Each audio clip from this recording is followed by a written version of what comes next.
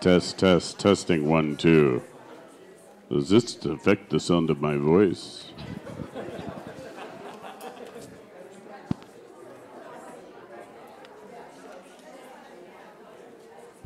Test.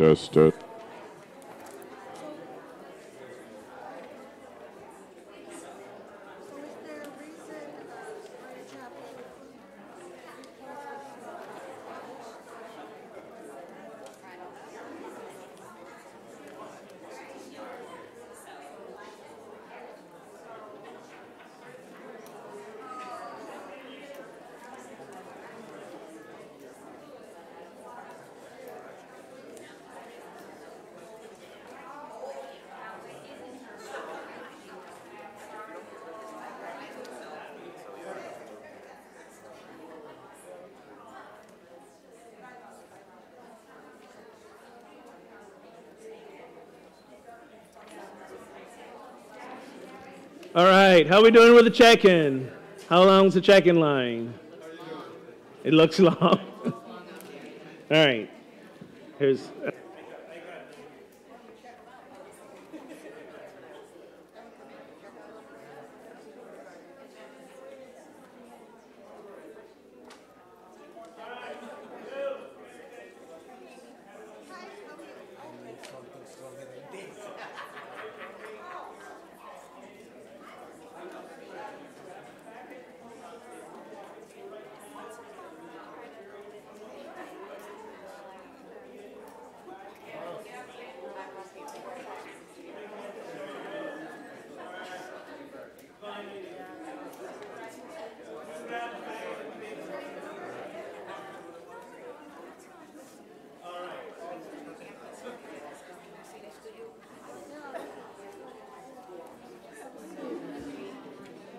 All righty.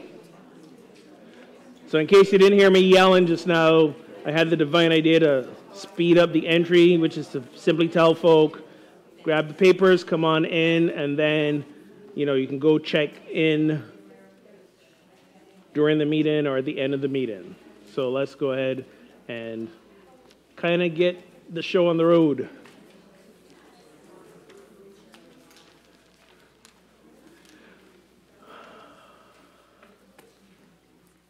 So we're going to start with a centering prayer. So even if you're in the line checking in right now, just pause for a moment. Pause for a moment. Everybody in the line, pause for a moment.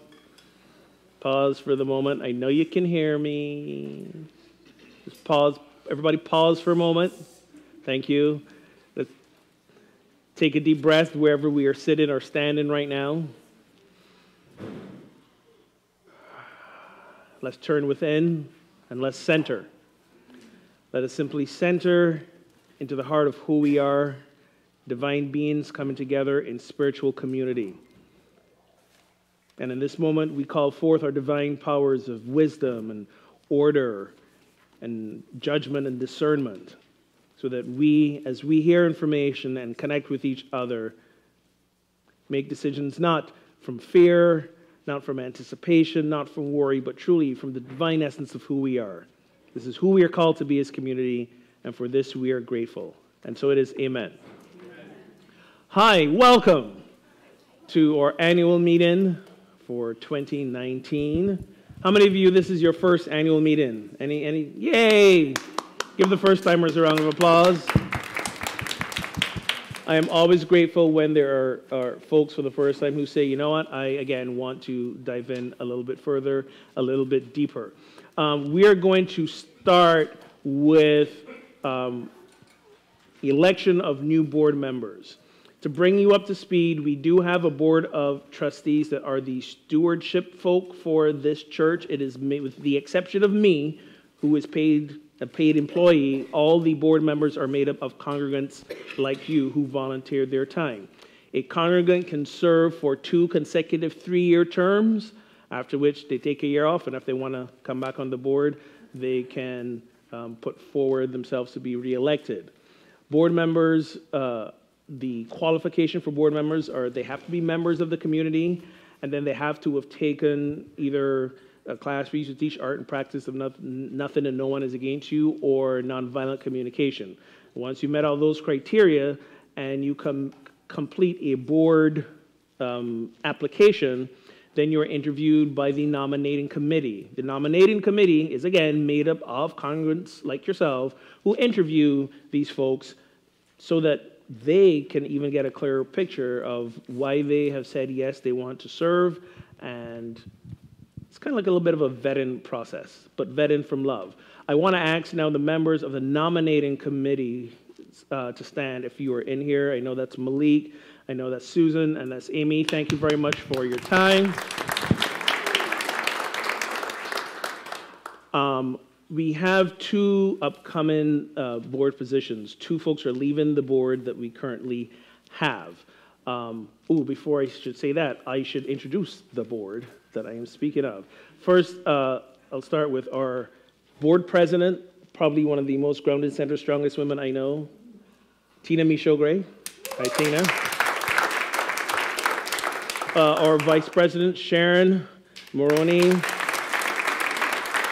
Our treasurer, Stan Robel.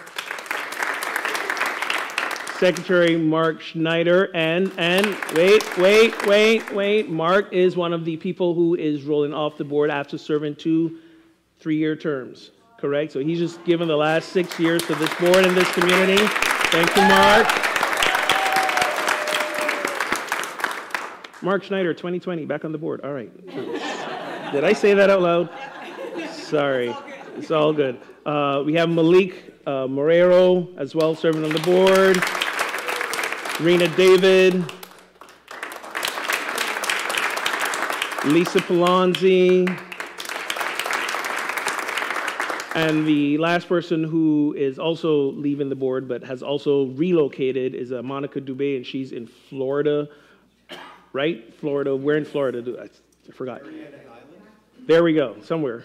Jacksonville. Somewhere in that area. And she's down there. And I don't know if you know Monica, but she's also a spiritual teacher and has got her own business. So she's down there doing workshops and all that kind of stuff. So if you're watching Monica, we wish you well. We are live streaming this, by the way. We are live streaming this, which means it will automatically be recorded and archived on our YouTube channel. So you can go back and watch it if you think you might have misheard anything that was said or wanted to go back. We know there are members who are not here today. We also know there are people who are not members who are very invested in our spiritual community. So we wanted to make sure that was accessible to them as well.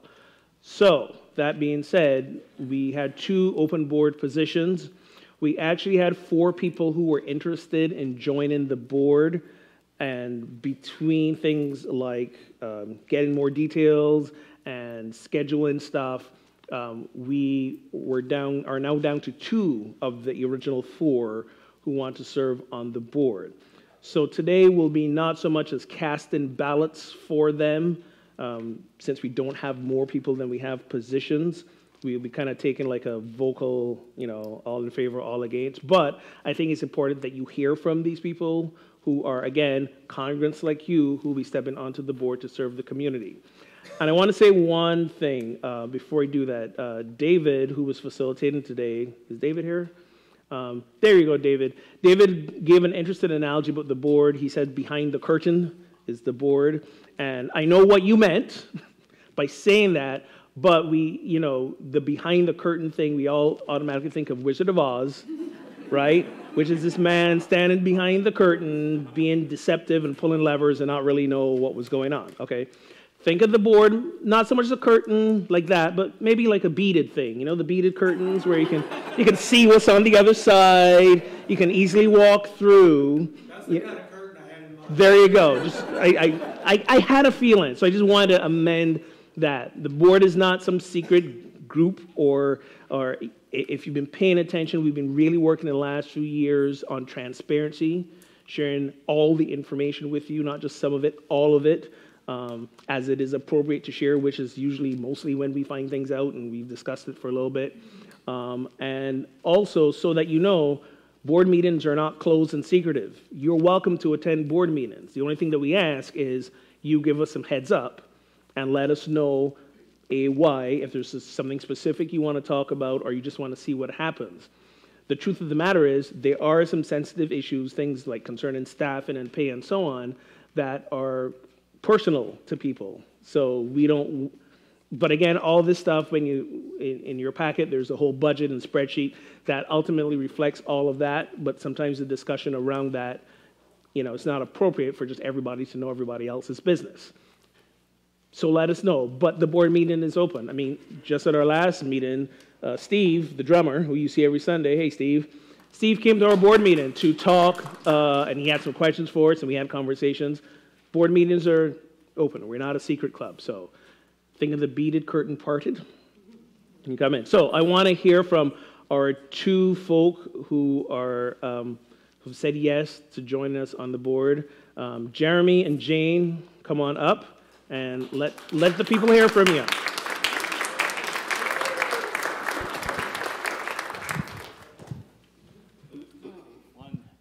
Hi, I'm Jeremy. Okay, great. I feel like there's an echo. I've been with Unity for probably about 3 years. I've been working in the bookstore for roughly a year now, maybe 2. I have no clue. This is like my second home. I want to be here every Sunday. I look forward to being here every Sunday. And I think Ogun said it earlier that it's like this is my spiritual home. And so the reason I want to be on the board is to help grow this beautiful place. So I think that's the simple answer.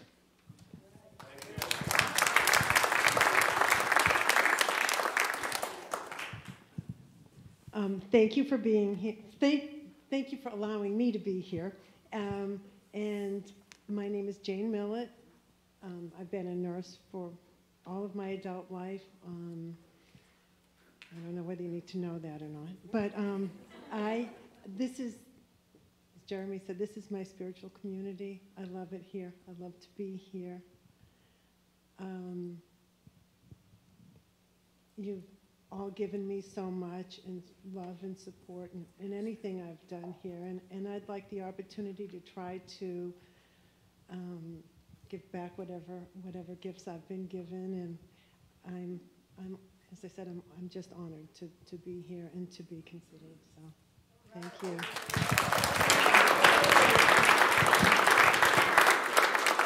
Thank you. Now, the interesting thing about these two folks is, as Jeremy said, he's been here for 3 years, Probably. So he's relatively new to the community.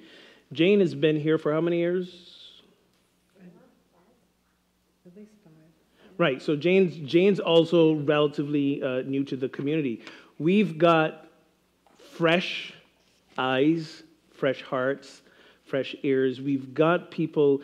I just want to highlight this. Don't feel like you need to have been here for like eons and a long time in order to serve on our board. It's really about where your heart is and your dedication to service. And I welcome people who've been here for many, many years, who've got that, lack of a better term, institutional wisdom and memory, but also new folks who can come in and help us see the forest from the trees, who say, like, you say you've always been doing this, but here's what I'm observing as a new person. So thank you guys for being here in the short space of time that you are and willing to step up and say yes. So, like I said, 2 open positions, 2 people. We're just going to take a vocal, show of hands. All those in favor of supporting these 2 as our newest board members, show of hands. Awesome. Any against? No. You're in, guys. Welcome to the board. Thank you very much. What we're going to do now, I'm just going to briefly go over some things that we have coming up in our community that we want to share about. Make sure you have a packet. There's also 2 separate sheets on the back table in addition to the packet. All this stuff is also up on our website, so those of you who are live streaming, or if you lose your packet, you can go to our website, and all these documents are up here as well. There's reports from various ministries within the church. There's also the like profit and loss statement. There's the budget upcoming for the new year. One of those sheets is the treasurer's last report that he made to the board. There's also a presentation of what we're going to talk about with the property and Spirit on the River. Long story short, you really don't need to pay that much attention to it now. This is mostly for you to take home. Part of why we took the time to make sure you had this is because when we get to the part where we talk about Spirit on the River and our property, I want you to make sure that you have the numbers to take with you so that you on your own can be in discernment about what we do moving forward. We'll meet again in a few weeks at a yet to be determined date so that we as a community can actually vote about what we do moving forward with our property. This will make a lot more sense in a few minutes as people talk. So you don't have to worry about trying to digest all this today, okay? But we wanted to make sure that you have it. Like I said, we at the board have really been committed to transparency and sharing the numbers and the facts with you so that we as a community can make and discern an informed decision together. The first thing I just want to highlight is on the first page is the minister's report, and this is just a brief overview of what 2018 has been for me. 2018, again, my 4th year serving here. I want to reiterate, I'm under contract until 2020. The reason I say this is because every once in a while, rumors float around about how I'm trying to hightail it out of here. I'm not trying to go anywhere, okay? Yes, every winter I complain about the cold, but I throw on more layers, turn up the heat, and I come to work. So I have no plans or desires to go anywhere anytime soon. I just want to reiterate that. However, that being said, many people out in the wider unity movement and even other New Thought movements have been taking notice of what's happening here, what are we doing, my talks and stuff like that. So you will see a little bit less of me. I mentioned at the service today, I got invited to do that cruise, be a keynote. The Northwest Unity region, I think I got that right, invited me to keynote their conference in September. So I'll be gone for a little bit then too. Thank you. Thank you. You know, people are inviting me to interview and write articles and do podcasts. A lot of people have really been beginning to be interested on when I've been talking about grief as spiritual practice, and it's garnering some attention because people don't usually think about grief as spiritual practice. So when you see me accepting some of these things, again, don't see it and hear it as, oh, he's bored here, so now he's got to go do all this stuff. No, that's not what it is. Remember what I said today, each of us, we have to ask ourselves, what is ours to do to be more of the embodiment of the divine? And for the first 3 years of my 4 years here, as you all know, I've really been paralyzed in many ways by my grief experience. But now, beginning last year and this year, I've started to realize, hey, you know, I'm in a place where I feel to move on in a lot of different ways. And one of them is my writing voice, my speaking voice, all those things. It's not an easy transition. I actually just hired a personal coach to work with, someone who is steeped in the Enneagram, if any of you are familiar with the Enneagram, because my type 9 is our vice is called the sloth. We don't like to, let's just say we need a lot of zeal. We need an infusion of zeal to get things going.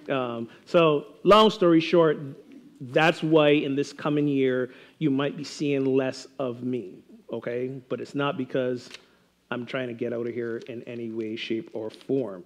Other cool stuff, I am now the president of the Greater Newburyport Clergy Association. We are a bunch of ministers.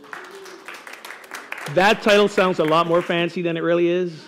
Just so you know, I'm mainly responsible for like organizing the meeting of clergy members once a month and connecting with other folks. So like later this week, I have a meeting with a representative from the Mothers Against Gun Violence. They have a whole like clergy outreach network. So I'm meeting with her as part of the Getting the Clergy Association connected to things like that. So there's going to be some outside, more and more outside work that you see me doing, and some of that is outlined here. The thing to note in 2019, also in this report, as you will hear later, because of the financial situation that we're in, we had to make some dramatic shifts in terms of employment, the hours we give to staff people and the compensation that they get. We've all had to take, and this church has been through this before, we've all had to take reduction in pay and or hours in order to not make our bottom line so dire. But that's just a symptom of the larger conversation we're gonna have today. All of these things are outlined here. Things to note, I think you're aware of Maura resigning as our music director, and we asked Meg to stay on as interim. Thank you again, Meg, for being willing to step up and do that. The Youth and Family Ministry was led by two people. They were co-directors, Rebecca Hale and Matthew Winston. Is Matthew here? He's probably out with the kids right now. Because of her own personal financial picture, Rebecca said the hours, when we reduced hours, it would not be enough for her where she is right now. She's got like a kid in college, or two kids in college, one in college, one is a senior. So anyways, so she stepped down, and Matthew's going to be the one solely doing that position. You know, in the office, Cindy Driver resigned. She was here last year, earlier in the year. We were at first looking to replace that position, but then we realized again where we were financially, that was not a great choice. So what we've done is actually Michael Mooney, where's Michael? There's Michael. Michael, who is our bookkeeper, he does a lot of different things, but he stepped up more to work in the office and help with the communications. And before Cindy Driver, there was Cindy Perdigao. Some of you remember Cindy Perdigao, who moved to Arizona. She's now helping us also remotely from Arizona, keeping our website and social media pages updated, helping to make flyers, some of the PowerPoint as well, all things that you don't need to be physically present to do. So we've had to do a lot of out-of-the-box thinking in order to meet our needs without increasing the expense. So those were like the big staffing things that shifted in 2018 that we have going into 2019. Any questions so far? Yes, Susan. It's not so much a question, but a request for future written reports is that you include many of the things that are not counted for, listed here in your report. Like, do we have a mic for people because of the online? Ooh, thank you for reminding me about that. So again, a request to be more inclusive in your written report, mentioning things like you're president of the Clergy Association. It is in here. Yeah. On minister's report? Yeah, under my 2018 highlights. So basically everything I just told you is in here. Then I stand corrected. Okay. Thank you. You're welcome. Thank you. Good. Okay. All right. One other, unless there are any other questions, then moving on. One of the other things that we're going to step into in 2019, how many of you remember the art and practice of nothing and no one is against you? And you've taken the class. Okay. So as you know, a few years back, this church was part of Unity's pilot program called the Transformational Experience, the TE process. It was really this idea of shifting how church is done from being centered around the minister. Like the minister is the one who makes all decisions. Everybody looks to the minister. It was about really shifting towards much more of a community leadership. So we looked at leadership as kind of like a three-legged stool, if you will. The minister is just one leg, the board is another, and then the wider community. So that was really the beginnings of the art and practice of nothing and no one is against you. And this was a system created by Dr. Gary Simmons. He was here, when was he here? A few months ago. And he did what is now the new revised, updated version of that called the Q process. So the art and practice and the whole TE was a pilot program, which means it's like, we think this is where we want to go. Let's find some churches to demo it with. see what worked well, see what didn't work well, bring it back in, and retool it. And that's what happened. So the idea of the Q process, which Gary was here and did the workshop, is based on the art and practice, not only just for our own personal lives, but how we actually do church. So he's got a whole program now about that he's bringing to different churches to say, if you truly want a church that is built on principles, that is built on community leadership in a new, different way, here's the Q process. A lot of this Q process is based on the work of Ken Wilber. How many of you all know Ken Wilber? Ken Wilber is one of the most brilliant minds in our planet today. He's written countless books on religion, philosophy, leadership, but also how we see the world and how spiritual communities can retool themselves for these changing times. So he's done a lot of work on that. He calls it the integral process, and Gary's work is built off of that. Gary and Ken know each other well. They've taught. Ken has given the A+ okay on Gary's work and said, yeah, this is how church should be. This is how spiritual communities should be. So as a board, we took a few months to look over what Gary's work was and ask ourselves, do we want to engage in this in Unity on the River? And we thought it would be a good idea to do it for a number of reasons. One, we're already aware of the art and practice of nothing and no one is against you, because it was an integral part of this community. Many people took the class. Many people remember it. Many people have used it in their personal lives. So there's one. Second, the other thing we have to realize is, as you've heard me say it before, we've got to re-envision how we do church. Not just we in this room, but churches in general. In case you haven't looked at the facts and figures lately, across the board, every religion, numbers are going down in terms of attendance and participation. And it's not that people aren't more spiritual, not at all. It's just because as we are evolving as a people, the traditional idea of church, come together on Sunday morning for an hour and a half, 2 hours, is not a model that many younger people especially relate to. So they're getting their spiritual needs met elsewhere. What I like to call the rise of secular spirituality, which I'm 100% behind. People like Eckhart Tolle, people like, give me some more names of people who, everybody's ever been on Oprah Soul Sunday, like all these people who are being a voice for transformation and spirituality in the world, but not tied to a religion, a denomination, a movement, a building, a place. Okay, so the question is, all right, as one of my favorite theologians, I think it was Marcus Borg, who wrote a book a while back, Why Christianity Must Evolve or Die. It's the same thing. Why we who do church must evolve in our thinking about how we do church. Otherwise, we're just going to follow that trend that's going now. Again, this is not a unity problem. This is a religion as a spiritual community establishment problem, or opportunity to. There we go. Oh, love it. Exactly. So we don't believe it is an accident that at this time that we're asking these questions about what is ours to do. Here's Gary with this thing, this process. Was there more you wanted to say about it? We're gonna need the mic back.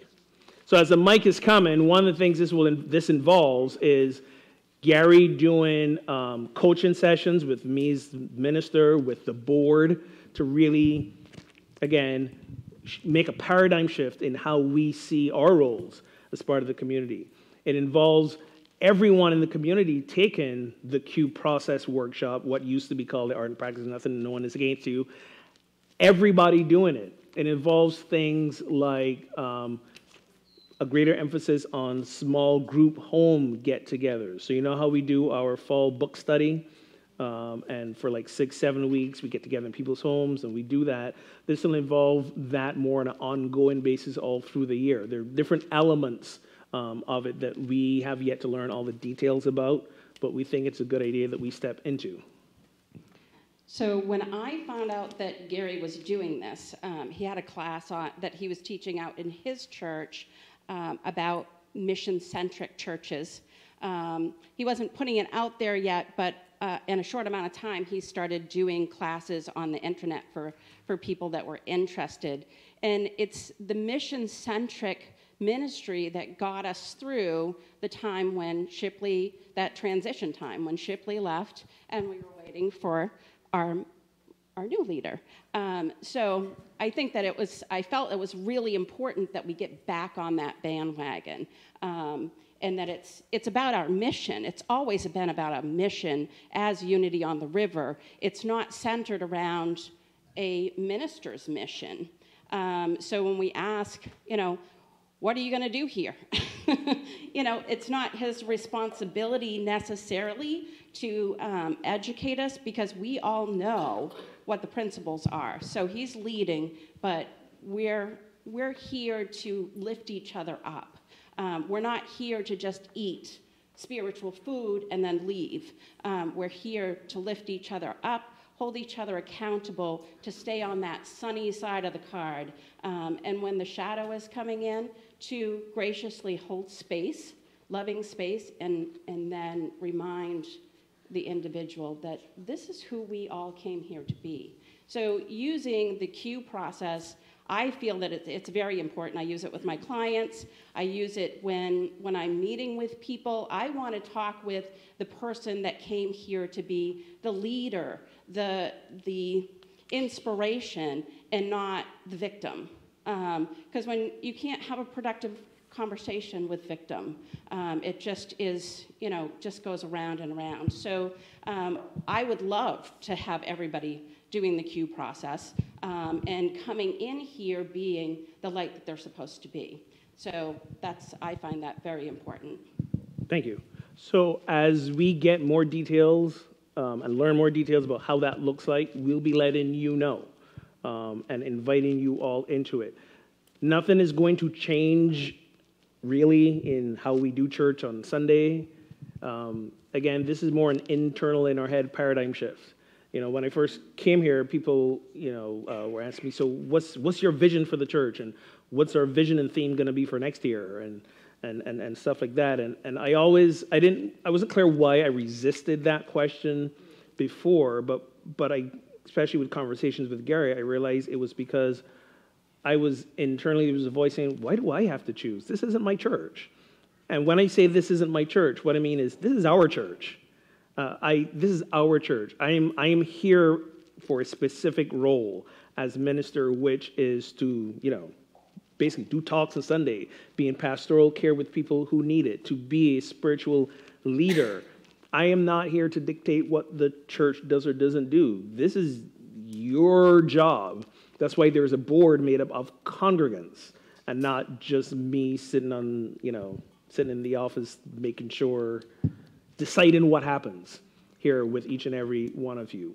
So it took me a while to be able to really articulate that, because I also come from a tradition, and this is something other Unity ministers do. They're like, if you're the minister, you got to be in charge. Like, you got to know you got to be the one on top of everything, otherwise it all falls apart. And I was like, I don't believe that. I don't believe that, otherwise we wouldn't have a board, So anyways, we're shifting more and more into that, and there's a verse in the Bible that says, to whom much is given, much is expected. And we are all given each other this place. This place is giving you a safe container for your spiritual growth. So we are going to be expecting more of you in terms of stepping up and making sure that keeps happening in various ways. So any questions about that? Again, there's not a lot of detailed information to give now. We're just letting you know this is the direction in which we are heading, so that when we talk more about this in the future, you're not like, what's happening? Yes? Is there anywhere? Oh, hang on, wait for the mic, please. We got a mic runner. There's another, you got the other mic. Okay. Thanks. Is there anywhere online that we could go to just learn a little bit more before it's presented? Yes. So go to, it's the Q process, maybe .com, I don't know. But just Google Q process and Gary Simmons. I think it's called the QEffect.com. So the Q effect, that's what it is. So there's information about the personal way we apply it personally, but there's also great videos about doing church this way. And this shifts dramatically things like how we talk about money and income and how we make what we make, how we bring in potentially more income and more people and more members. And it's not centered and focused on the building and this place. It's really about how do we create communities within communities within communities that everybody can get in on. And we'll be teaching these classes hopefully quarterly. Yes. And this is a tool that you can use in the rest of your life. There's worksheets that you can do any situation in. So I find this a super valuable tool for relationships, for any conflict that comes up. All right. Any other questions about that? Yes, Wayne. This isn't specifically about the Q process. It was, you happened to mention about the books that we read once a year. Yes. And meet in each other's homes. I'm just curious to know if at all already, other than that process, is there anybody here that's already involved in a study at home or someone else's home?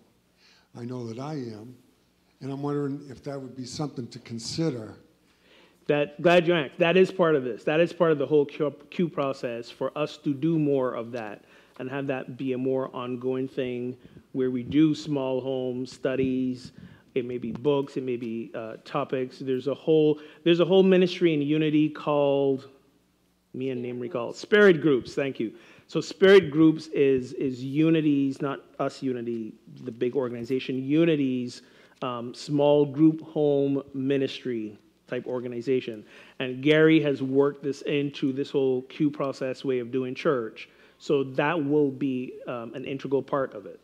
So thank you for asking. And the research that Unity has done about bringing millennials into the church has led them to believe that this is how we do it, is through these spirit groups. So it would be an 8-week group. The millennials really want to have one-on-one dialogue and go deeper. So the group is 8 weeks, and then at the end of the group, there's going to be a service that the group chooses to do out in the public. So volunteer work. And you can look at Spirit Groups, their website.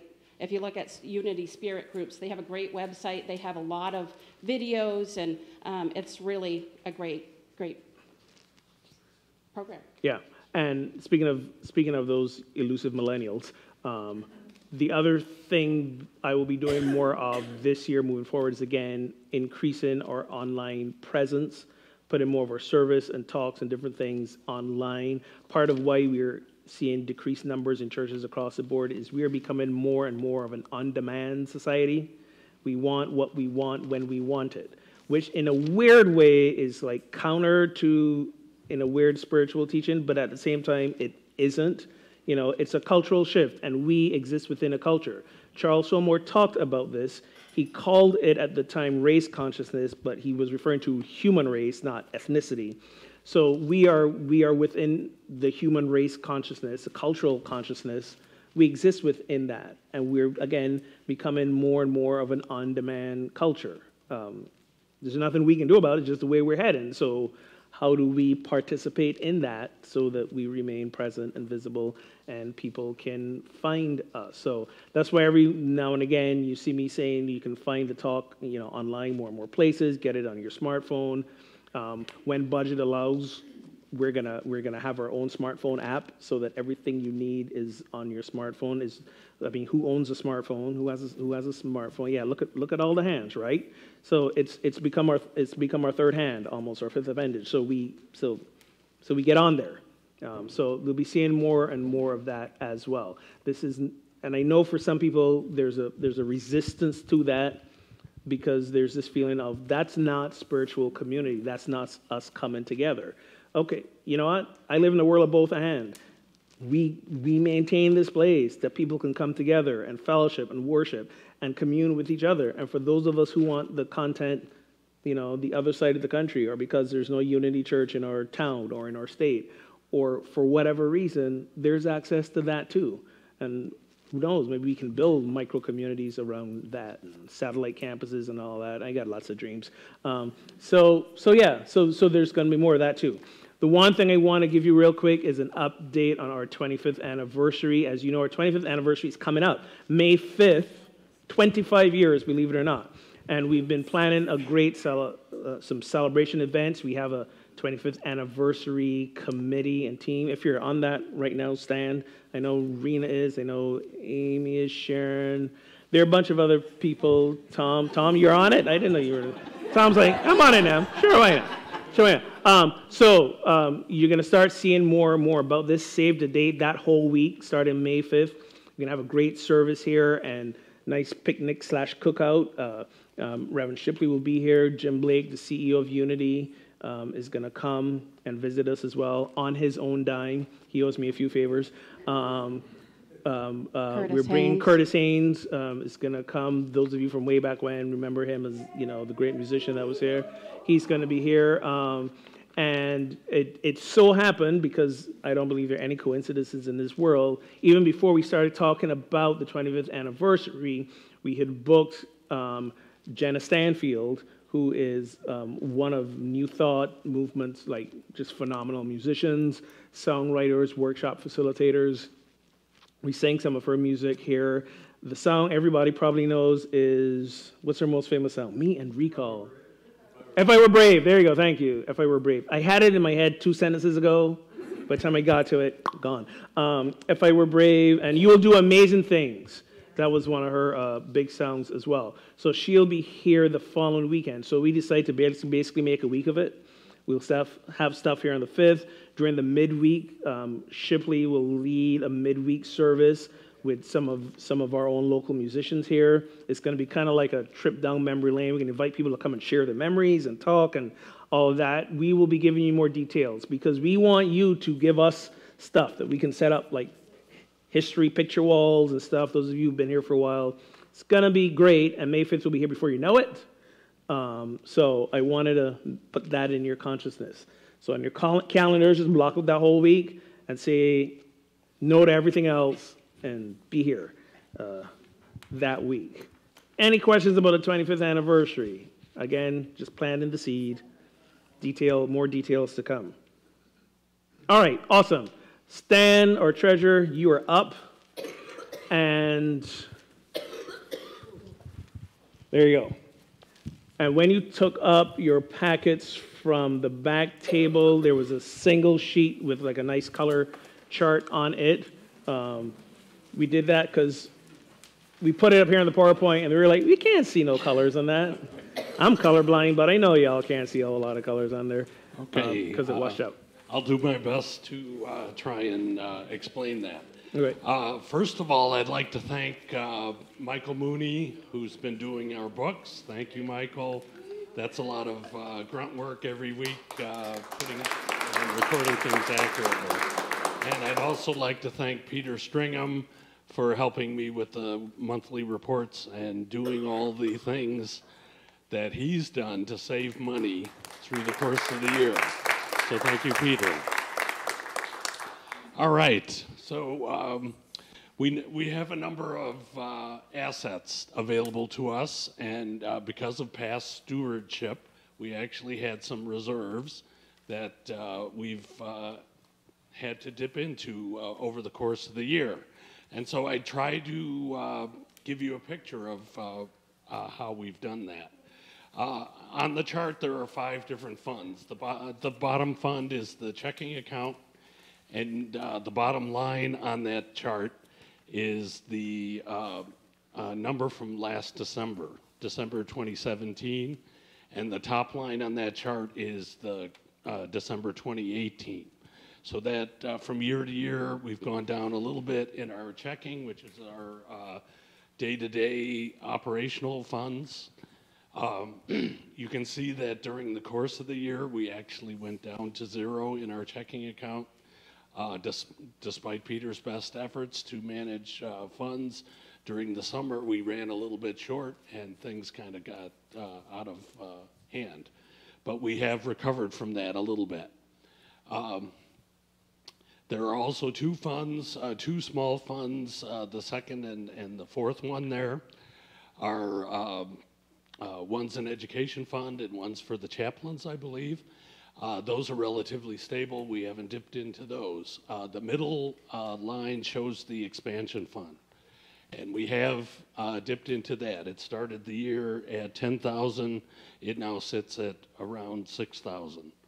So we've had to dip into that. We've restored a little bit over the course of the year as we could, but we haven't been able to restore all of it. The top line is basically our reserve fund, which last year stood at $10,000. It has now been fully depleted. This is not a very good picture financially, but it's not a terrible picture. One reason our checking account recovered at the end of the year is that people in this community have been very generous. Some people, especially at Christmas time, were very generous, so we appreciate that. And as we look at the numbers, even though attendance has gone down slightly for the year, the income we get from Sunday service has actually held pretty steady. So it's a little bit less than last year, but also so is our attendance. The one area, actually our online contributions are slowly increasing as our mail-in contributions decrease. But the online increase is a little bit more than the decrease from the mail-in. So that's a slightly positive part of the picture. And but nevertheless, we have dipped into our reserves. Where we stand today is actually, even though it's not a disaster, it's a pretty precarious position.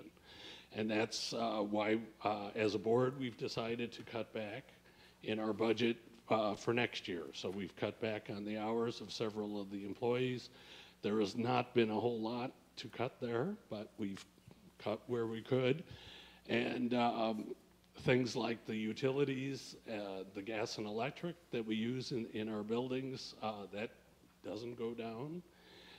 So that's a fixed cost for us and actually a cost that goes up over time. So we've had to struggle with a lot of different numbers, and Peter has been looking at things, and also Tina has looked at things where we could save money on our phone bill and our a few other things, our credit card service and all that. So we've been looking far and wide and deep into the budget to try and find areas where we can cut back, and we've pretty much cut as low as we can go.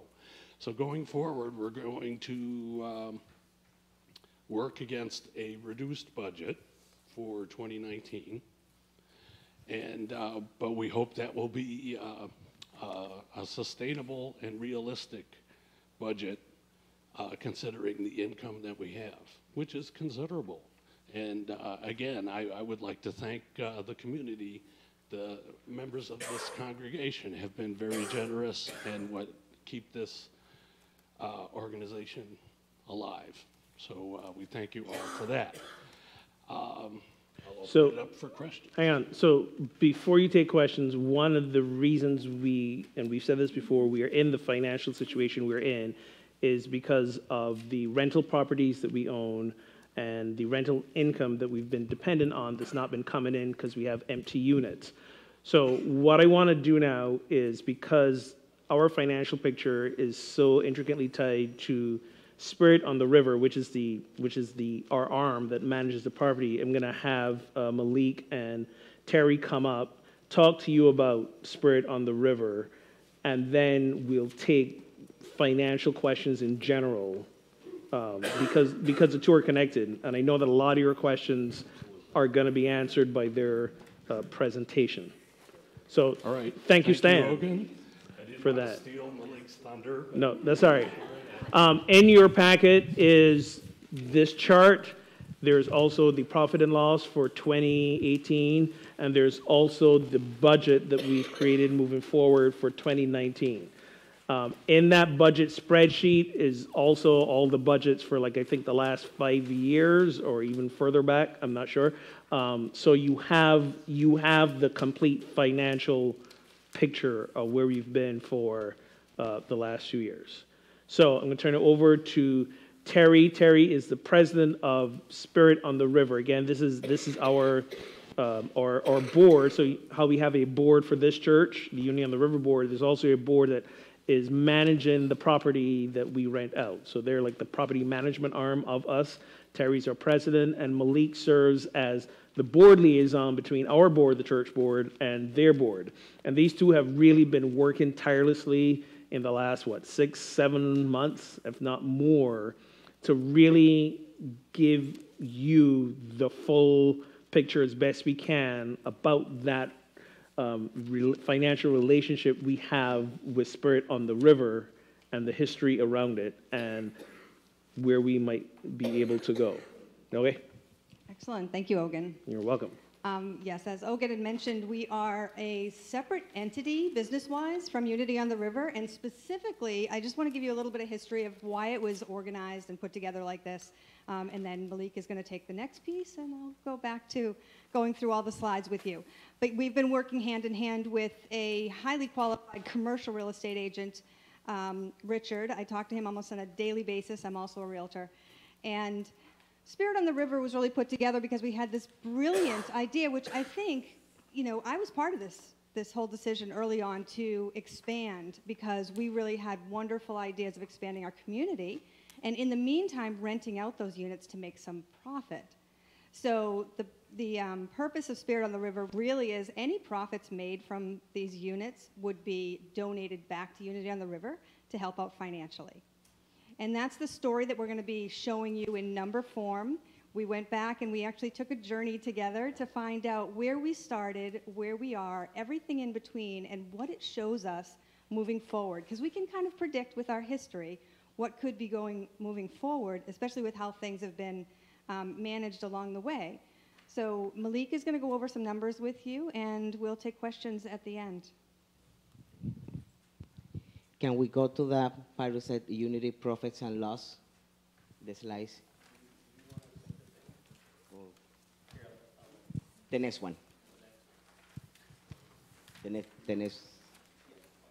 Okay, so I want to start with this one because this is going to give you guys a lot of the biggest picture. So based on what, after Terry explained the situation, I just I myself needed to inform myself and get educated about the Spirit organization. I've been here for only 4 years, and this is an organization that has been here longer than me. So I needed to take the time to really understand what was the purpose, how the organization works, how did it help Unity, so that I can really understand the numbers. So here in Unity, we can see the history since 2004 into now. What has been the income for Unity in specific, what has been the expensive, and what at the end of the year has been the deficits or whatever profit we got at the end of the year. So I want you guys to think about this because the purpose of Spirit is to help support Unity.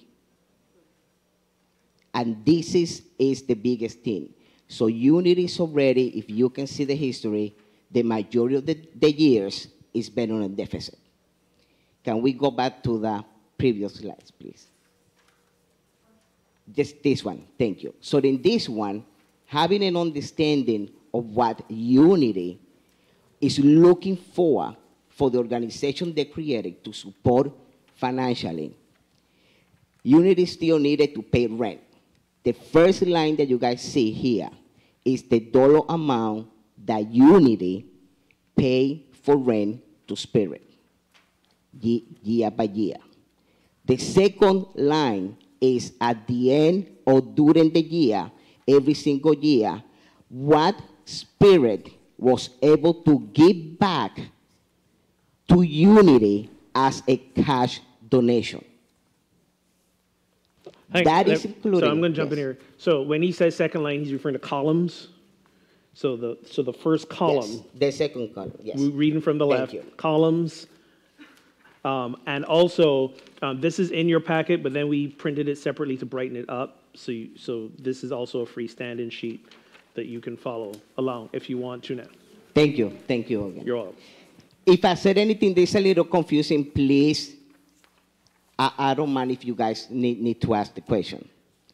So the second column that you guys see there is at the end of the year or during the year, what was the donation that Spirit was able to give back to Unity during that specific year. So if you guys can see based on what was paid for rent and what was the donation that was able to give back, Unity, most of the years, didn't get much back. And that is after, if we go all the way down to the last 3 different columns. I want to explain those 3. The first column that says SOTR income, that is what Spirit made that specific year for income based on the rental that it was coming in. The second column from the last 3 is the expenses the Spirit had that year. And that is including, I want to make it clear, that is including that donation giving back to Unity. That leaves Spirit with what? If you can see, the majority of those, if we go to the history, Spirit, most of the time, end up in a deficit too, after even giving back that donation to Unity. And if you guys connect the history between Unity and the history between Spirit, neither of both identity have made financial profit to support neither one. That's the history that I was able to find. That was the financial that I was able to figure it out. I did it because we need to make a decision on how we're going to be able to balance the situation that we have right now. Could you restate that again, just the way you just did? Just restate it so I can... We need to, based on this statement, Before that. Oh, Neither one. neither one, either Unity, if you guys can see, Unity or Spirit, if we look at the history, had not made the enough profit to be sustainable for each other. The only way Spirit will make profit, that's the business, the only way profit will make a significant profit if we don't get any donation in the moment to Unity. What has been happening is during the year, instead of being waiting everything that it came in, and wait at the end of the year, okay, what was our income, what was our expenses, what we're going to be able to donate back. There was been donation given back during the year, and Spirit end up in a deficit. The other thing that we need to take in consideration is that Unity have been increasing in square footage through the time. So if we increasing in a real estate business that we're trying to get any profit, we need to consider how much dollar amount we are paying for the square footage of this space. So the square footage value is how much is right now? I just want to get the difference real quick. The square footage value, we're asking for 11 to 12.25 per square foot with the current rentals. I'll get into details about it, but currently Unity on the River is paying $2.05 per square foot. So the difference on the value of the square footage that we're supposed to get for rental, we're not paying not even 50% of that. So that's all the amount of money that we're not getting either. Questions? Clear? If I didn't explain it the right way, please. Let Terry do Yes. her part first.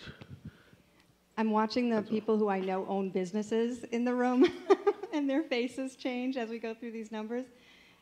We really do have to get in that mindset of numbers and running a business. I have multiple businesses myself, and I'm an real estate investor. So looking at these numbers, it does tell an important story. We'll go through the slides. All right.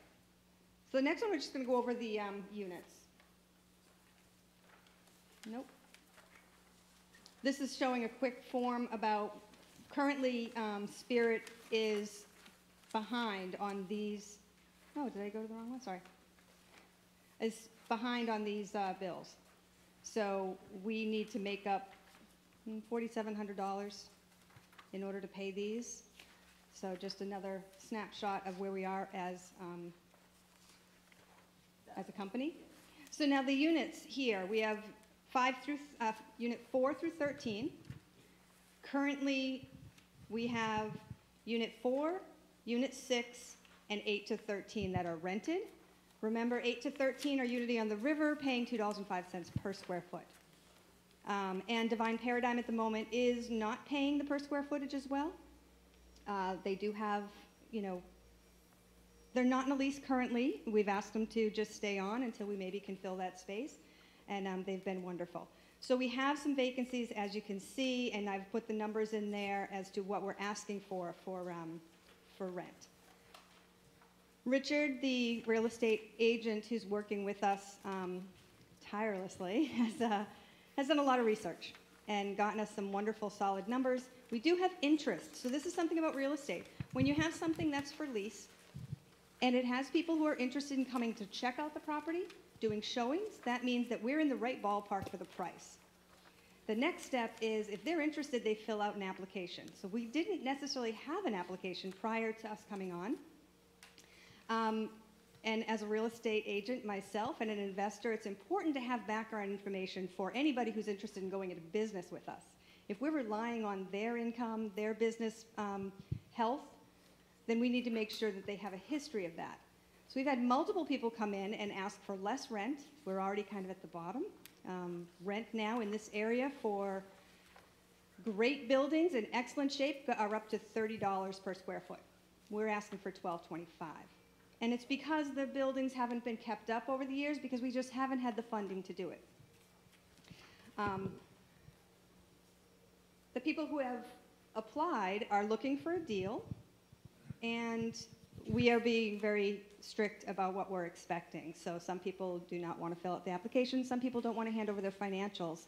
And we're sticking to our guns because we don't want to put this community in more of a difficult situation. One of the things in commercial real estate is typically when you're renting out units, you offer to pay build-out costs. So if they have things that need to be changed within the space, we offer to pay it, or we do 50-50. We're not in a financial position to be able to do that, so that's not a benefit that people can come to us and say, I have a great business, I have a history, great business, can you help us with build-out? We can't. So what happens then is the tenant, the prospective tenant, needs to pay for build-out, which means they get a discount on their rent until they can balance off the expenses they paid for build-out.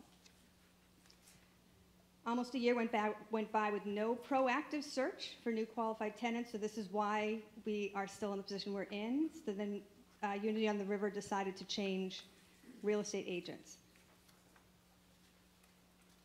The Spirit and River Board stands by its standards, like I mentioned, so thank you.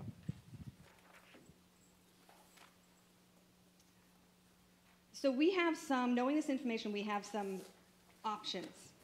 This is where we get to the point where we looked at the information. I'm guessing you understand that financially some things might need to change, because going in this trajectory isn't really going to get us to a healthy place. And we want to improve our situation. We want to grow our community. We want to be in great financial health.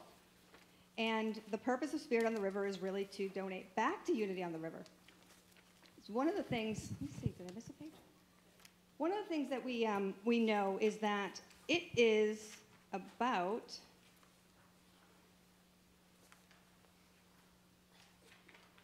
$9,000 per month for the overhead costs for all of Spirit on the River.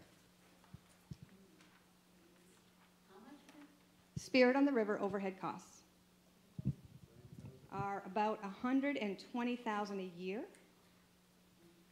That's to keep the lights on, that's to keep the heat. If we didn't have tenants, that's what we'd have to pay out of pocket. That's why we have tenants. We want tenants to pay most of that, and then we get surplus. When we do the numbers, we actually show that at the end of the year, let's just say perfect situation, we get all of these units filled, every single one of them at $12.25 per square foot, 5-year leases. So we have everybody committed and in place. If we have all the expenses for Spirit on the River for that year, we would have $1,000 per month profit. So that would mean Unity on the River at the end of the year would get a donation from Spirit on the River of $12,000. So one of the questions we want to ask is, that's a perfect situation. If we have 1, 2, 3 units that are empty, Unity on the River doesn't benefit at all. So we need to actually look at the numbers and say, so let's explore our options. We can continue to list the units for lease. List the units, numbers 4 through 7, so just the Spirit on the River units for sale. Or list the units, numbers 4 through 13, for sale, meaning everything that Unity on the River owns. That's a possibility as well. So if we look at the details of what, we go to continue to list the units for lease. What does that mean? Units have been listed with the current commercial agent for 6.5 months. Prior to that, they were listed with another real estate team for 1 year. Do you want to wait carrying $8,333 of monthly or $100,000 per year of overhead costs? Once all units are leased, Spirit on the River gross income could be $9,000 a month or $108,000 per year. That's a net profit of $8,000 per year to be tithed to Unity on the River. My numbers were a little off when I didn't have in front of me. Sorry about that. The second option, list 4 to 7, units 4 to 7 for sale. It would relieve Unity on the River of the responsibility to cover the carrying costs when units are not rented. It would dissolve Spirit on the River, and that's fine. Estimated time for commercial property to sell is 6 to 12 months, so if we are looking to sell those units, just expect that 6 to 12 months could be the turnaround time. Estimated gross sale value. We've done comps, we've done reports, we've done a lot of research to sell those properties. It's about $802,000. That would be the gross. And sale could pay off the current mortgage note at about $270,000. I think it's slightly less now. We've made a couple of payments since this has been done. Sale could allow for renovation fund, and this may be a longer wait to sell due to the units being in between Unity and the other owners in this complex. So investors typically want to get an entire complex or just seclude themselves on one side. It's doable, but as a realtor, I have a responsibility to tell you, if they're the ones in between, there's going to be less investors interested. And then moving on to listing the units, number 4 to 13 for sale. Of course, it would mean Unity on the River would have an option to relocate. The estimated gross sale value would be $1.8 million. And the sale could pay off current mortgage, of course. Sale could allow for relocation fund. And the majority of buyers will be investors, more likely to purchase all of those units because it's half the building. It's more income potential for them. And the last page is the summary of estimated sales costs. So it's going to give you a rundown of what the expenses would be just to sell. And you'll have 2 columns at the end. Unit 4 to 7 is one column, unit 4 to 13 is another column. And at the bottom, just to summarize, if we choose to go unit 4 to 7 for that sale, you'll have to take out the cost of mass tax, broker fee, estimated attorney fee, and paying off the mortgage. There may be some remaining fees as well, but not much. Those are the big ones that you'll be looking at. It would be $481,000 net profit potentially. Selling all the units, the net profit could be $1.4 million. And there could be a lot of opportunity with that, with profit. So I really wanted to just give you a picture of what we've been looking at and how things have been going. And it's not about making any decisions for a community, because of course this is everybody's choice. But to have the facts in front of you is really going to give you a lot of power in order to make a decision that we can live with moving forward. Does anybody have any questions? Yes, Michael. Before we take questions, again, we want you to take this information, look over it, digest it. As you have questions over the next few weeks, you can email Terry, you can email myself, you can email the board. I mean, all emails are on the website. I don't think yours is it? No. I don't think so. Okay, but any questions you have, we can pass on to her if you don't have her email, or you can get it after the service. What we would like to do is, the next Sunday I am back is February 24th. Okay, was that 4 Sundays from now? I think so. What we'd like to do, the board, is at that time invite you all back here for a meeting after service, after you've had a few weeks to digest the material, ask any questions, and perhaps bring this to a vote on where we go moving forward. Because time is kind of the essence. It's not something we want to linger on a decision making for too long a period of time, because again, those are expenses we have to cover and make up for, and we are already operating in a bit of a financial hole. So as you ask I'm going to turn it back over to them for you to ask immediate questions, but remember, you've still got some time to go over this information, submit questions and wonderings during that time, and then we're going to come back on the 24th after church and see where we stand there. And again, all this stuff is on our website, all these documents, so you can get it at any time, anywhere. Questions? Michael had a question. Yeah, as somebody that's in this building for events and things other than church, this building, this is kind of a statement and a question, it's kind of in a weird spot. Parking is a weird thing here. If we were to rent the units that are not Unity on the River, sell them, the Spirit on the River units, if they were to rely on parking for Sunday, they have none. If they were to rely on parking when there's a morning AA meeting here, they have none. It's an issue on a daily basis with the units that we don't own, which is the hairdresser and the dry cleaner. It's always brought up in the morning meeting that don't park there. Parking is a weird thing here. So do you think that if we were to sell those units, that's kind of an obstacle? Absolutely. It is an obstacle. It's something that people coming in to even rent now ask. If it's a company that's not, a warehouse or something, if they're having customers come in, that's one of the obstacles, is parking is a challenge here. How old is this property? This property itself, gosh, I could get that for you. I don't know the age of this property. Peter, do you know? 1968. And so is anybody aware of the physical health of these structures? We have challenges. I think Peter could speak to the challenges better than we could. He's been the maintenance person for a while. Yeah, we couldn't we, Peter? Just that as buildings get older, they do change. Even your own homes are going to change.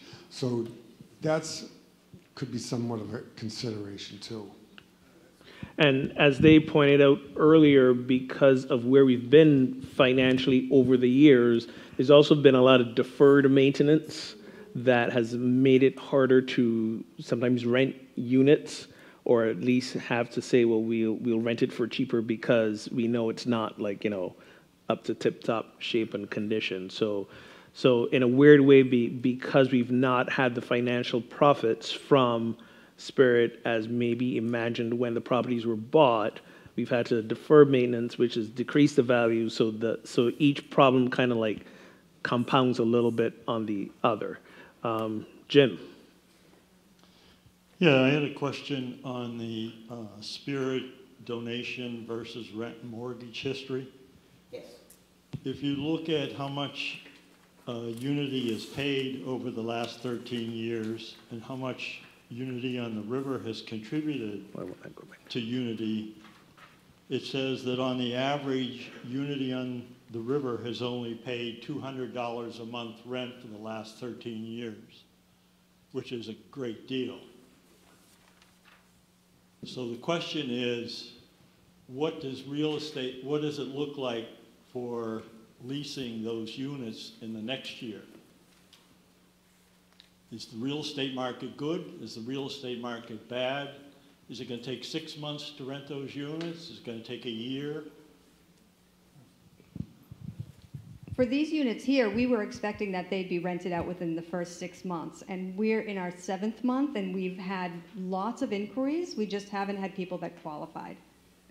So that's a great question. I mean, we're working with lots of professionals in the real estate field who can predict to a certain extent as to whether or not these units are being leased. And the biggest feedback that's coming back is, I should say 2 biggest pieces of feedback that we're hearing is they need build-out costs or build-out help, and they're concerned about the age and condition of the units.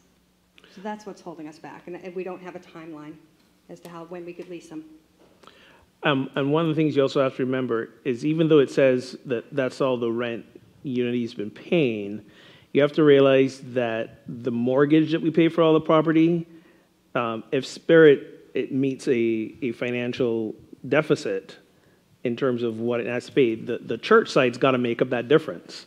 So even if we may just pay Spirit $200, we still got to pay the mortgage as an organization. Does that make sense?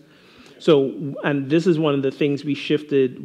Why we had to make the big budget cuts that we did was we did the math and we realized that, as Terry said earlier, if the units were full, what Spirit would be able to give Unity on the River is $12,000. So we had to shift our, sorry, what? 8, sorry. So we had to shift our church operation budget to expect not to receive that they'd be in a hole again if we don't rent these properties, and we're gonna have to cover that, the church side.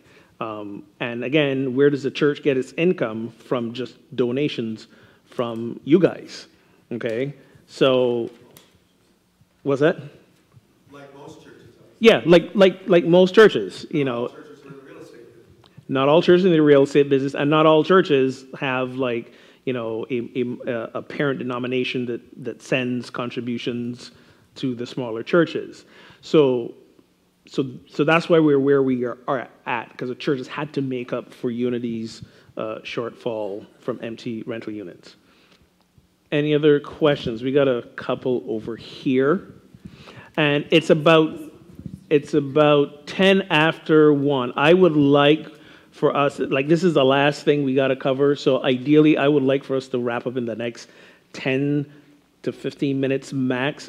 Of course, if you need to leave before then, you're welcome to, and us and the board, we can hang around a little bit after if you've got some individual questions you don't want to ask publicly, but I want to be mindful of everybody's time.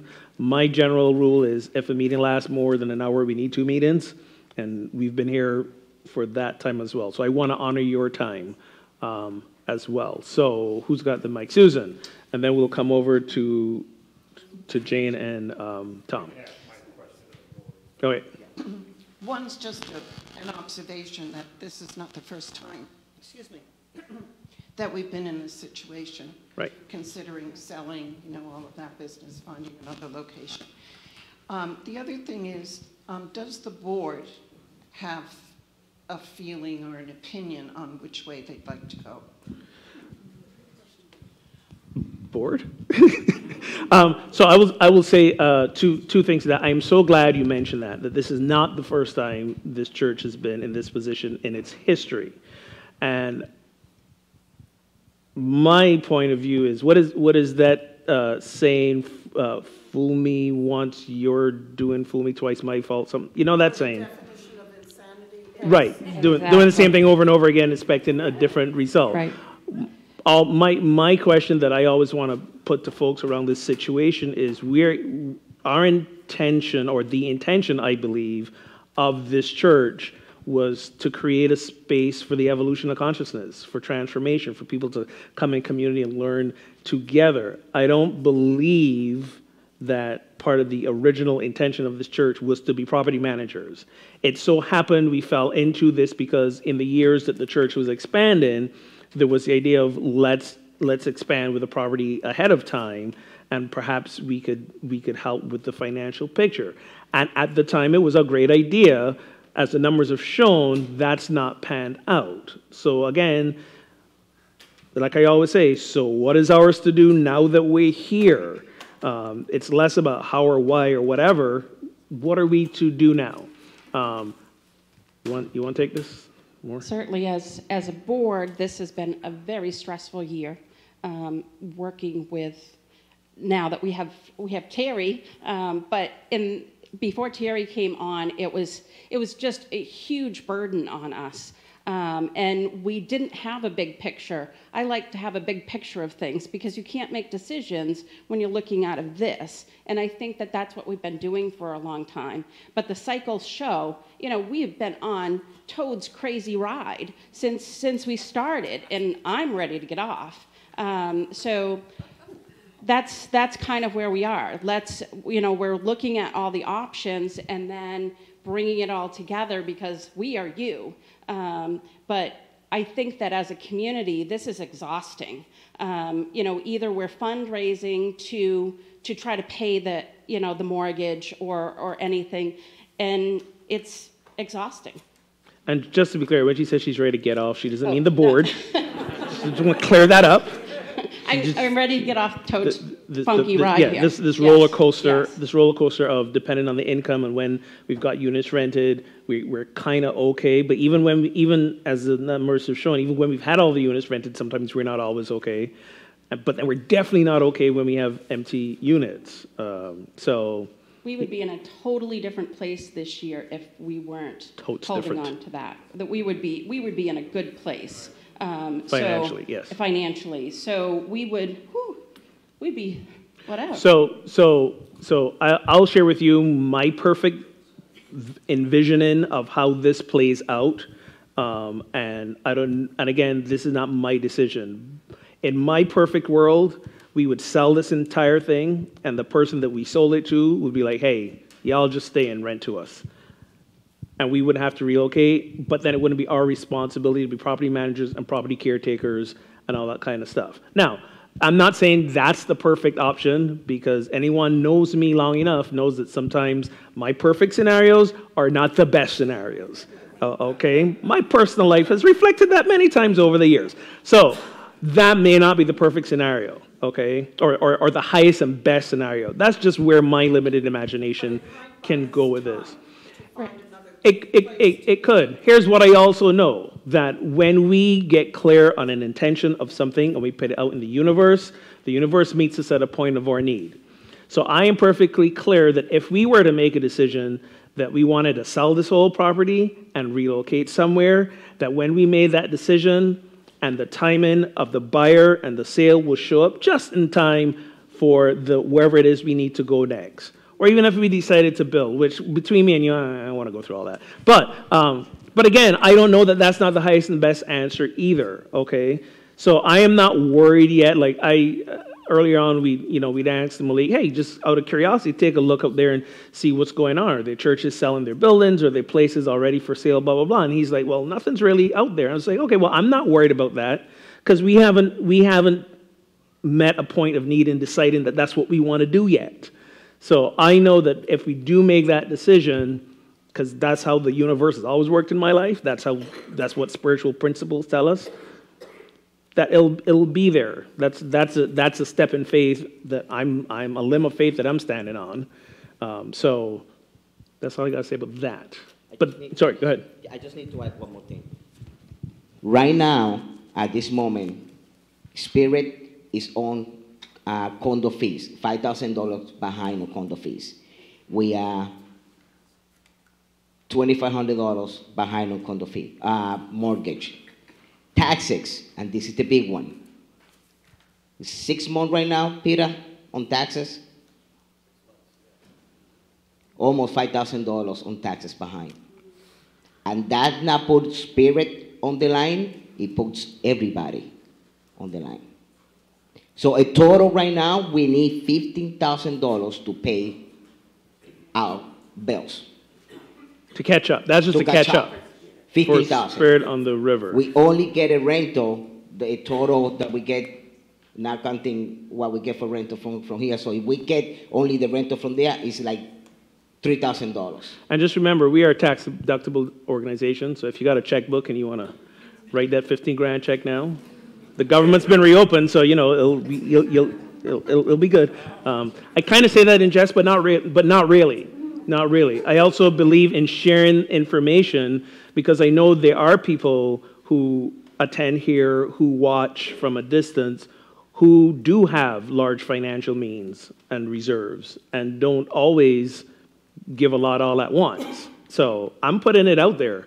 I'm not limiting the channel of our financial good just to you folk who are sitting here in this meeting. I'm open to wherever it comes from. Okay? Yes, we got a question. Wait, hang on. No, we had Jane first, and then Tom, and then we'll come here. Okay, well, thank you. Answered my question. My question was about what the plan was if the property was to sell and what would happen with it. And so you answered that. Thank you. Okay. Okay, here in the middle, and then Bob at the back there. So, trying to understand that each of the units has its own separate deed. These are all business condos separated out. So when you're selling one of these, you're selling a business condo associated with a monthly condo fee as well. Okay. They're not currently separated, I believe. What is the legal deed structure? Peter, each of them have their own condo fee. Yes. And their own deed? Yes. Yes. Okay. So the other question is, when you calculate the $802,000 potential for selling 4 through 7, does that mean each of these units would sell for between $3 and $350 in that stretch of 4 through 7? It's based on the square footage, yes. And is the bank going to allow a partial release from the mortgage if you don't net enough from the sale of one of those units? Are they going to allow you to pay down and release the mortgage on the entire property if you sell one of the units and it's not quite enough? And that's a great question. That's where the attorneys get involved. Okay. And are able to negotiate with the bank to see how we can move that direction. I'd be very surprised if one unit we're going to sell, we don't really have even people who want to lease one unit. So it's much more attractive when you have a group of units and an investor wants to buy it so they can make a profit. So if I were to approach an investor with this opportunity and said, here's the structure, you're buying, let's say 4 through 13, hypothetically, they're buying 9 condo units under one price with 9 separate associated, well, they can restructure that because they would be the majority shareholder. Okay, I answered my question. Absolutely. Good questions. Good questions. I love them. Bob at the back, and then we'll maybe we got more hands. Okay, then back some more over here. I'm a facilitator. I facilitate things like the comments that were just brought up. And what I've begun to think would be a great idea is there's a number of people that have worked on this. You can tell just from Malik and Terry, what they're saying tells me that there's a great amount of knowledge. But in this room, people are hearing about all of it for the first time. We've heard a part, but we're hearing all of it for the first time. I think it would be a great idea if 2 Sundays from now, if it's possible, to do this again, but specifically related to questions like what was just brought up, because that could bring out other ways to do what we need to do. Or a mastermind group, there could be some other ideas that come up that just haven't been brought up there. Okay, we'll thank you for mentioning that. I saw some more hands over here. Let's go with Brad up front first, and then Jim, and then Aaron at the back.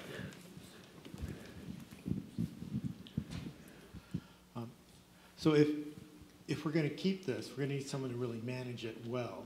Right? If we're going to be specific, if we're going to keep. If we're going to not sell, if we're going to rent it, and we're going to need someone to really, because part of what's going on is it hasn't been managed in order to make money. You know, when you needed to invest, you couldn't, and so that has to be managed better. Is there anyone who has the skill and the time commitment to do that, that's willing to take that on?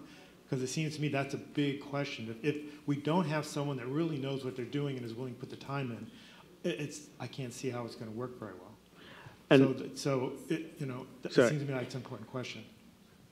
Yeah, that's a great question. And ultimately, it would be the Spirit on the River board. And we are looking for 3 more members. If anybody's interested in jumping on board, we could use some assistance. But yeah, Yes, we got one. Who's that? Who said yes? Tom. Tom? Tom's volunteering for everything. Thank you. Dude, you do enough, man. I'm kidding. And Christian. All right. Excellent. Wonderful. You guys at the end. Awesome sauce. Great question. Jim. Just a quick question on Yes. the budget for this year. Yes. It looks like we'll be paying $19,000 in rent and $11,000 in condos fees. So we'll roughly be paying $2,500 a month to Spirit. Okay, yes. Okay. Because one of the things we've realized is for Spirit to kind of begin to even be solvent, the church has to do what it should have been doing all along, which is paying the full amount of rent it should have been paying. And wait until the end of the year, as Terry said, and then if there's any profit made, then we get that back instead of the month-to-month thing that's been happening that's part of how it was originally set up. Aaron, any questions? It's not a question, it's an observation. I'm going to go back to something Tina mentioned earlier on. I'm going to kind of tie it just for everybody to think about. You know, she said she's a big picture person, and I guess I tend probably to be there. And, you know, the whole thing is there's a pattern here, all right? And right now we just got pulled into the microscopic of the whole condo situation. If we look at the big picture and tie it into also what you said, Ogun, about where the communities of churches are going. They're going down. We're already talking about breaking into small groups, doing the Q effect. Do we really, really want to have this large structure to have, if we're going to be meeting on a more intimate basis, to draw in the millennials? All right, I'm just putting this whole thought out there for other people to kind of look at it that perspective instead of being so chunked down to the detail. How do we create money in here from that?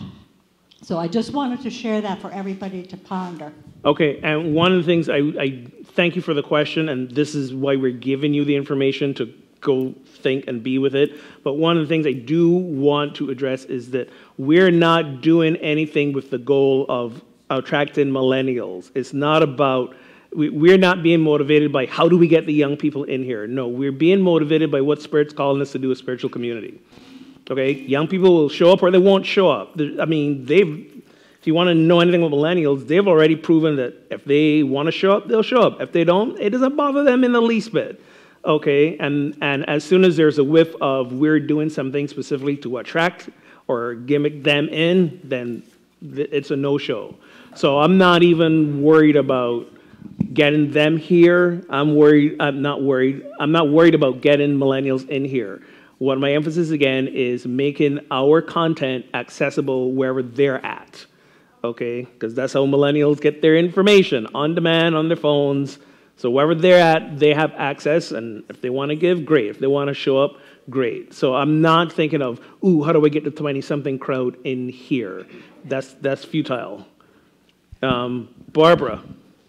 So I think you guys have done a great job on presenting all of this information, but a piece that I learned today that I feel is missing is if we decide to, if we want to go with the option of staying here, what renovations do we really feel we would need? Like, what is the cost of us staying here to get us the building in a better condition. I don't have a packet, so I don't know if it's included, but if it's not included, I think that might be important information for us to all know. Okay. So you're talking about the whole property? No, the option where we stay here and sell off the rest. What would be the number of what we would need to renovate to make this property? What we've been putting off because we didn't have the money. Oh, it's our deferred maintenance from the church here. How Gotcha. much should go into the property that we keep?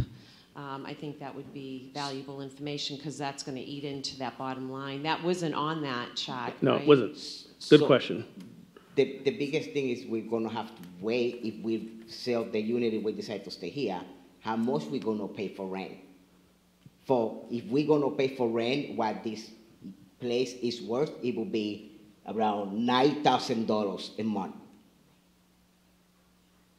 Okay. Do we want to do that? Is that written down somewhere, that number in the? Yes, okay, it but is not the written down. renovation No. On top of that, That's- we would want to renovate it to make it in better shape too, right? So that number would be useful as well. Yeah. Okay. And that rental number that Malik just gave out, that's if somebody buys the entire 9 properties and we want to rent. With the option to stay. So if we sell just the units and stay here, the mortgage will be paid off. Yeah. So essentially be mortgage-free, rent-free, mortgage-free. It also seems like that's a fourth option then. No, we listed that as our option to just sell the rental properties. Right, That was but option number the 2. option of we sell everything and we rent, that's a fourth option, isn't it? That's not really listed. That's, well, yes and no. It is an option, but that's not an option that's up to us.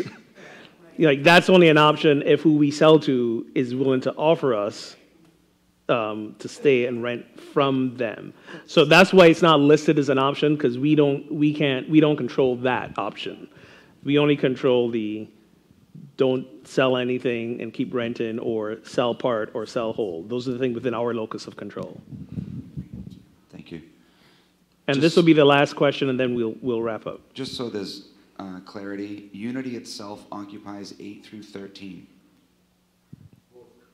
8 through 13, correct. Yes, 8 the through church. 13 is the church. Yes. Is the church. All right. The potential to sell pieces of that is also there, too. Like if the church were to stay here and that way, could that be sold?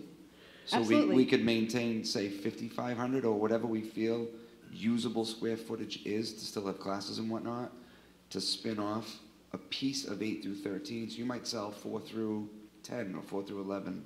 Yes. So yes, that is an option, and I'll also let you know that we pretty much use all the space we have currently. Like there's some Sundays we have to say to people, no, you can't do a thing here because all the classroom space is being used or whatever. So we don't use all the space all the time, every moment, but there are some moments where, like on after Sunday, all those rooms up there are full with people doing classes or activities. And then we've also been doing the Healers Open House and the rental units as well. I mean, if we were to sell those, and that have to come in here in some way, shape, or form. So yeah, it's possible, but given the size of our congregation as it's been for the last few years and what we do as a congregation, we're maxing out all the space that we currently church. Well, yes, again, that was the original idea behind why the property was purchased. And again, this is part of why we're doing the Q effect and bring this full circle. For so long, churches have equated success with congregational growth, with size. We got to get out that model of thinking, okay? Who are we here to be? We're here to transform lives and transform the world. This is 2019. We don't need to fill every seat in this sanctuary to do just that, okay? Every Sunday and every day during the week, where people are watching our talks and our messages remotely. So please don't equate congregation size with successful ministry. It's that old paradigm model that gets a lot of churches in trouble, because they're like, we're going to grow, and we see a little bit of growth, so let's go buy more property. And then, again, we're in that cultural shift. there's no church, movement, denomination, with the exception of some interesting evangelical movements, that are experiencing expansion in size. I mean, that's just the reality. But our truth is that we don't have to equate that with success. There's so many other different metrics, including our mission and vision, and nowhere in our mission and vision does it mention church size. Does it? Okay, so bear all of that in mind. As a board, we'll talk about the dates. We take your suggestion into account in terms of maybe meeting, asking more questions again before we take a definitive vote on where we go from here. So be on the lookout for that. The one last piece of thing I forgot to do earlier, which I want to do now, is going into 2019, we need to get some new people for, not new people, but we need to get people for a nominating committee. Again, what the nominating committee does is when people say, hey, I want to serve on the board, the nominating committee is the one who interviews them and gives them the final yay or nay. So again, last year it was Malik, it was Susan, who I think is left, and Amy. So imagine we're starting from scratch. Is there anyone who feels so led to serve on this nominating committee? We got Lacey. Anyone else? Wait, no, you're all on the board already. We only need one board liaison rep, and that's Oh, my bad. Sorry. I didn't mean to play. I didn't mean to play that. What's that? Oh, there we go. All right. Is that all we need? We just need a minimum of two. Lori, yeah, Lori. Okay. All right. Everybody take a deep breath. I'm sorry, are you? Wait, hang on. No, it's for the people who are live streaming. It's really for the video. They will not hear you unless you're on mic. Hi, I've been the general contractor for many of my homes that I built throughout my lifetime, and condos and things that I've torn apart and rebuilt. And my knowledge is of my lifestyle, and basically it doesn't make any sense to hold on to anything that is not making you money. And that's the bottom line. So whatever you can cut loose, in my opinion, and sell for a profit to hold whatever portion is necessary. And I know there's quite a few rooms over there that aren't really used all the time, but utilize the space that you have all throughout the week instead of just at certain times. So by cutting loose as much as you possibly can and utilizing your space to the best of its ability all the time, that will be the maximum amount of money that you can make. I know this is a very great spot for different people to rent and brings in money, and that more of that needs to happen. So utilizing the space more efficiently and really just cutting loose and selling it for the most money you possibly can, to me, makes the most sense. And I'm going from all my background. I think we just found another Spirit on the River. That's what I was I think we just found another Spirit on the River board member. Yeah? Yeah, you. Yeah. She's like, that's not what I said. Thank you for sharing that. I think that's a good note for us generally to end on. Thank you all for staying as long as you have. Again, please feel free to email the board or talk to myself or board member over the next few weeks. We'll talk to the board members. I will not be around.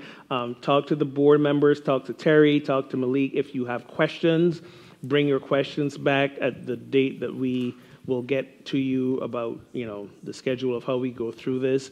We want to hear from you. We want to hear your questions. We want to hear, yes, legitimate concerns if you have them. We also want to hear prayerful support and enthusiasm and zeal and life. We want to hear all these things. Please don't hesitate to contact us. So let us close with a quick affirmative prayer. And as another great theologian, Meister Eckhart, said, if the only prayer you pray, it is thank you. So from that place of gratitude for who we are and who we are called to be, I give thanks for all of you who are here today. I give thanks for this spiritual community and this point that we are at. Because this point is, again, an invitation for us to do what? Show up as God. So let's do that. So it is. Amen.